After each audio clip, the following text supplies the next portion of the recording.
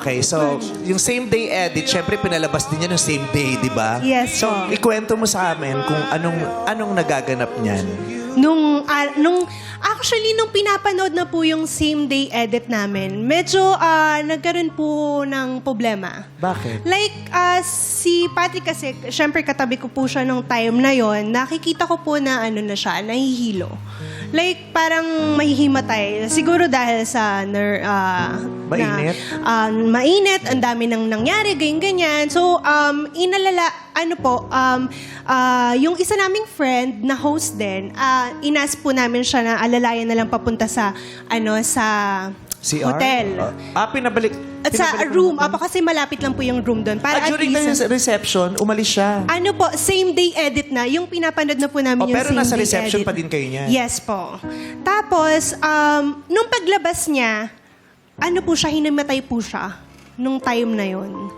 So, syempre, So, paglabas niya pa lang ng reception, hinimatay siya. yes po. Hindi ko po alam na hinimatay siya kasi nagti-thank you po ako sa mga guests eh. Dahil ako na nga lang yun nandun. So, nagti-thank you po ako sa kanila and all. Tapos lumapit na lang sa akin yung friend ko na Jerry, si Patrick, nahimatay na nga sa labas. And then, anong nangyari? So, after po nun, syempre nag-thank you ako and then lumabas po ako agad, tumakbo ako kasi syempre, di ba, as a partner, nakakasal lang, Hinimatay yung jowa mo. Oo, nakakakaba po. And then, nung time na yon na tumatakbo ka sa kanya, bigla siyang tumayo. So, Isha prank.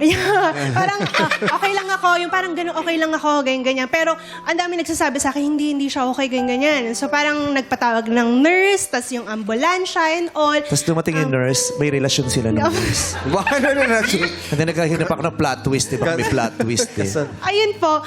After po nun, syempre, para mapanatag yung loob, dinala po namin siya sa hospital. Kasi yung nilagay ng nurse, bumababa yung oxygen niya. Nasa 30. Baba nun. Opo, 30. So, kailangan po namin siyang dalhin sa hospital. And sa hospital, sabi ng doktor nga niya na nalunod yung mga organs niya sa tubig. Yung parang napuno yung organs niya ng tubig. So, nung time po na yun, so parang sabi ko, parang parang, alam mo yun, nababahala na ako. Anong nangyayari? Tapos, kinabukasan nun, lumapit yung doktor, sabi, okay na. So, the following day pa. Yes po. The following day, like mga October 7 po ng mga hapon, sabi, okay na siya. Na natanggal na yung tubig, ganyan-ganyan. Tapos, mga 3 o'clock po, yun po, namatay po siya.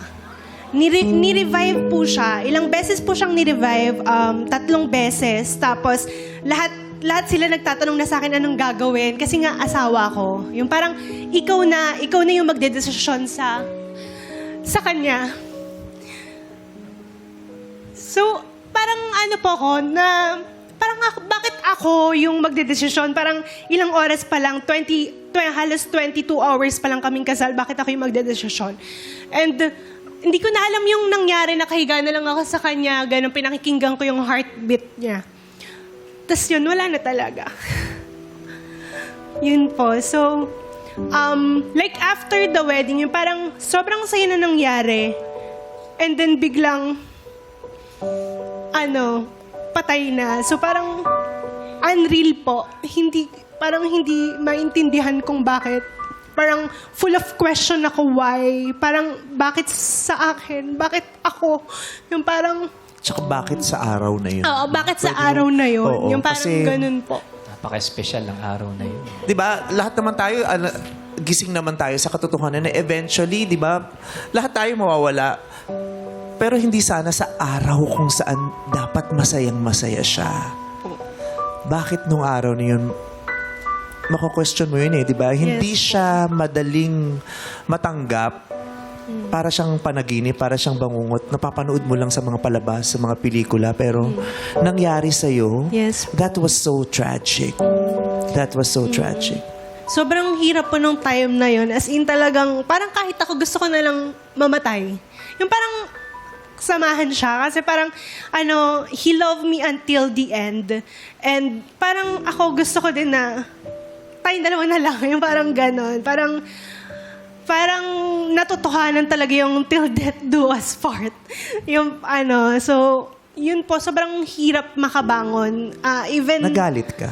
sobra po kahit po sa mga... Saan? Kanino? Sa sarili ko kasi hindi ko alam na may sakit pala siya. Tinago niya po yung sakit niya.